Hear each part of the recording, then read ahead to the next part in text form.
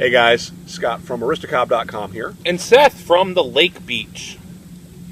And together, the three of us, we are the Lake Beach people. That's right. Today we are, anyway. We are at Jordan Lake. It's a state park in North Carolina. None of us had been here except for my wife had driven by here one time and thought this is really a cool place. And I've camped here before. I just said none of us had been here. Really? Except, he gave exceptions. Except his wife and me. I've camped here, yeah. Camped on one of the campsites. It is a huge lake, close to Raleigh, the Raleigh-Durham area. So kind of middle east of North Carolina. When you're camping here, I recommend... You can tell because of the sand. That's right. When you're camping here, I recommend that you know where your campsite is so you can drive directly to it and not have to drive around the lake because that can take a long freaking time. That was my camping experience a couple years ago. We are right now on a peninsula that crops out into the lake, and there's a beach here. And today there's an Ironman competition going on here, and so as we were driving up, there were police cars that were blocking certain intersections. Ironman competitions where they bike, they run, and they swim. And everyone dresses like Tony Stark. Right. And they're all here sweating and losing lots of weight today. As are we. Mm-mm. We were sweating. Well, it's hard to tell because of the water. So we get up this morning, and we had planned to come here for a couple weeks. We look at the weather. There's like a 60% chance of thunderstorms and lightning bolts on the weather report all day. And so what do we Markwoods do? Say, yeah, let's still go. That means there's like a 40% chance it'll be perfect. Yeah. And 60% chance we won't have to have sand in our shorts. We all got sand in our shorts. 2 drops of rain on our head and sand in our shorts. So it's been a good day. The reason why we came here, it just happens to be Jandy's and my 34th anniversary. What? I know. Happy anniversary. I know. Thank you very much, boy. Or as Jandy likes to say, 27 happy years. Yeah, as we do. That's the day of recording, which is actually like 3 weeks ago. So, but still, wish him happy anniversary. Thank you. More than that, wish my mom happy anniversary. She's the one. She did all the work. I can tell you that. Yeah. Anyway, we thought, what better time to sit here and chat? Everybody has just finished eating hot dogs and watermelon, and now they're walking it off. And we said, hey, let's sit it off and smoke our pipes and share this time with you. So that's what's going on. Quite a number of jet skis behind us. So if you're hearing something weird, it's either Seth or the jet skis. Yep. What are we smoking? Ashton's rainy Sunday, rainy afternoon. Something that's rainy. Thought it fitting, given the weather. Ashton rainy day. It's actually a light aromatic. It's not terribly crazy in its aromaticism. Virginia Burley with velvet black Cavendish, aged in whiskey barrels for precisely 1 month. Not really aged. It doesn't sound aged. No, that's like barely. Okay, cheese left out on the counter a month. That would be aged. I guess it's the same thing as like aged steak. It's just they forgot to put it in the fridge overnight. Right. So it's been aged. I had one of those at a Waffle House once. Do not recommend. An aged. Aged. I'm going to channel my buddy Briscoe. All right. Waffle House is the #1 seller of T-bone steaks in the country. I believe that. They're about that thick. But, how thick? About 5 millimeters thick. I believe that. That's why they sell so many of them, because you got to buy 3 to have a meal. That's true. Smoked smooth and heralds a marvelous aroma of tropical fruit and hickory nuts. It was the hickory nuts I was tasting. Yeah. Yep. So we thought, in keeping with this anniversary theme, kind of a theme today, that we would answer this question and we throw it to you. And so, yeah, our questions are out of order now. That's okay. And we've also decided that we're not going to be telling you next week's questions. That doesn't make any sense. We will answer this week's question. We would like you to answer this week's question. The question is, number 1, who do you love? And number two, what are you doing about it? So, boy, who do you love?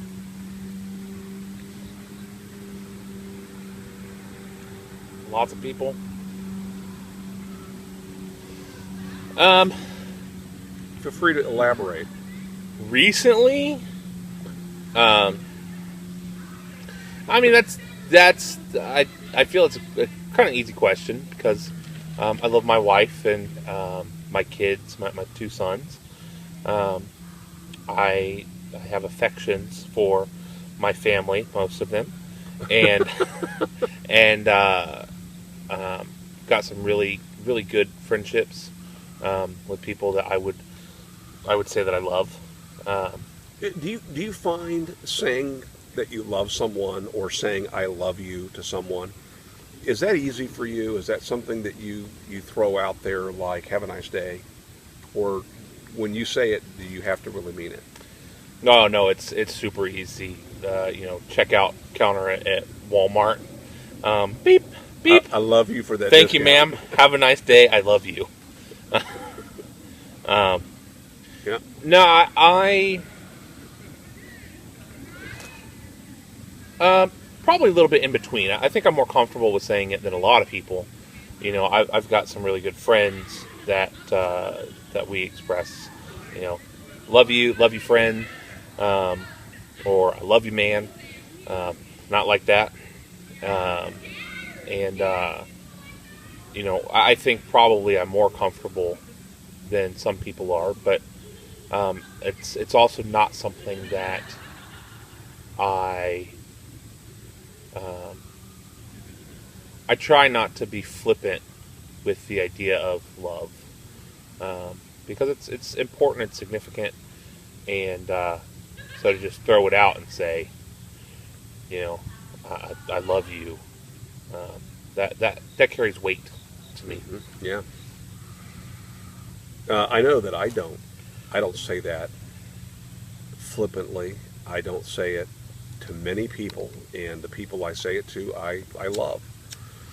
And not everyone I love do I say it to. Isn't that weird? I was thinking just the other day, I don't know that I've ever told my son-in-law or my daughter-in-law that I love them. But I do love them. Isn't that odd? But it's something that was kind of hammered into me, I think, as a kid, because my parents, to them, that's not something you say to just everybody. It's sort of like you don't call anybody else dad or anyone else mom. Mm-hmm. That's something that's kind of a special title, and it's reserved for your parents. Although it's not at all uncommon for people to refer to, a friend's mom as Mommy June or whatever her name is. Right. But I never got into the habit of telling people that I love them unless I was absolutely either in love with them, which would be my bride, or that they were a very close family member. So it's kind of an odd thing. So who do I love? Absolutely my wife, my children, my grandchildren, my sisters, my parents, and my daughter-in-law and son-in-law. I love them. I've got some friends that I would say I also love. Now, what am I doing about it? I probably ought to tell them.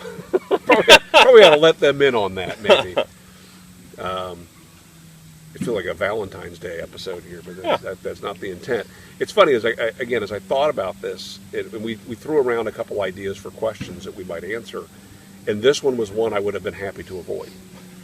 Just because, again, it's not something that I just throw out there. Right.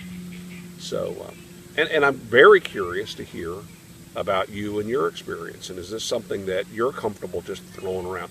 I mean, love ya, man.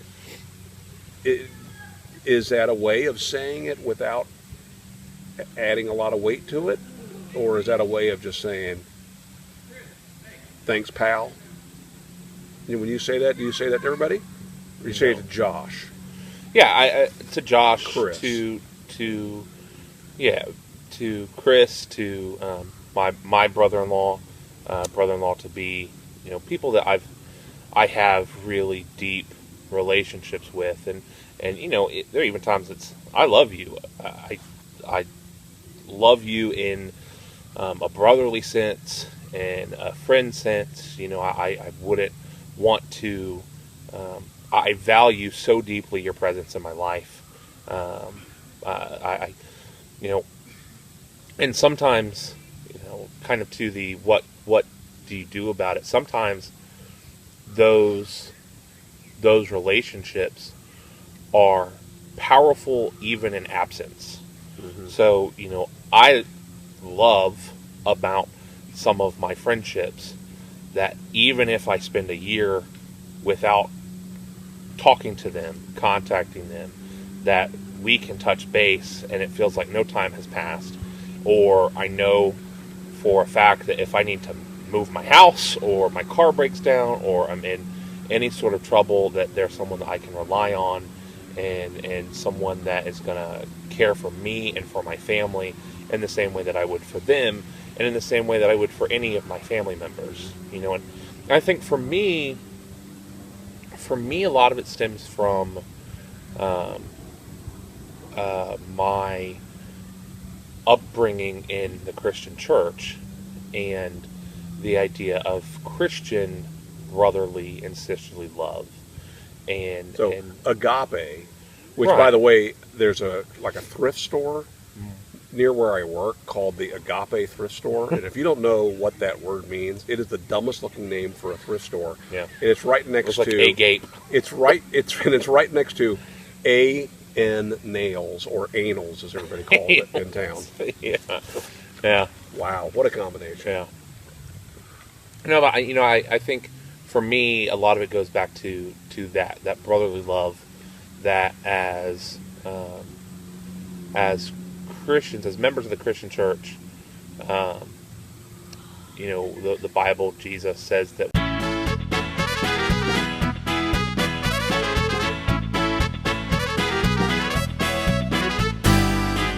All right, one more time. Been interrupted by phone calls and running out of space, and our family's getting ready to come back. So, for me, loving those people, I love them like family. I've developed deep friendships, and I'm comfortable with telling them that I love them, just as they're comfortable doing the same for me. And that doesn't mean anything dirty. It's not misunderstood or misinterpreted. It is, genuine care and affection. I really enjoy Casey Neistat's vlog. Fantastic vlog. I watch it every day. And during one of his question times, somebody asked him, "Hey Casey, do you love us?" I loved his answer. And his answer was, basically he appreciates the people who follow him and who support him. And that's as far as that goes. That love is a pretty small list of people right. in this world, and he feels blessed to have that many people that he loves and who love him. Right. So, to wrap this up, guys, gals, we do absolutely appreciate you. A couple of you we love. Just saying, you know who you are. And for the second part, what are you doing about it? For me, one of the biggest changes I've made in my life recently is taking more time to spend with those that I love and being more intentional about that time that I spend. It's easy for me to get caught up in technology and the stresses of work and the busyness of life. And, there have been stretches where I haven't touched or seen my newborn for multiple days on end, and I'm not okay with that. And so I've started building parameters, building barriers around my time with those that I love to say, no, this is work, this is home, and that has made a huge difference. That's good. I have a problem. We'll have to talk about this some other time, and that is, I love my work. Mm-hmm. My work, I'm again very blessed, is also a hobby of mine. Right. And that can be a problem and at the same time a blessing. Right. It's great that I love working at what I do and many things that I do. But you're right. That is not something that loves me back like my family does. Right. So you don't want that to be a third person in your marriage. yeah, putting the phone down at the table when I get those rare moments with my bride. It's very easy for me to. I'm going to Google that real fast. Well, from across a table, that looks like I'm distracted, I'm disconnected, and got to be alert to that. And it's never just one Google. No. So there's something I'm doing is I'm trying to be more intentional about that. So, hey, I am actually trying. Being present. What do you know? So now that we've taken the time to ignore our families and spend 30 minutes with you guys, who is it that you love, and what are you doing about it? I think that's it for this week. I think so. Thank you for watching. Make it a great week. Later.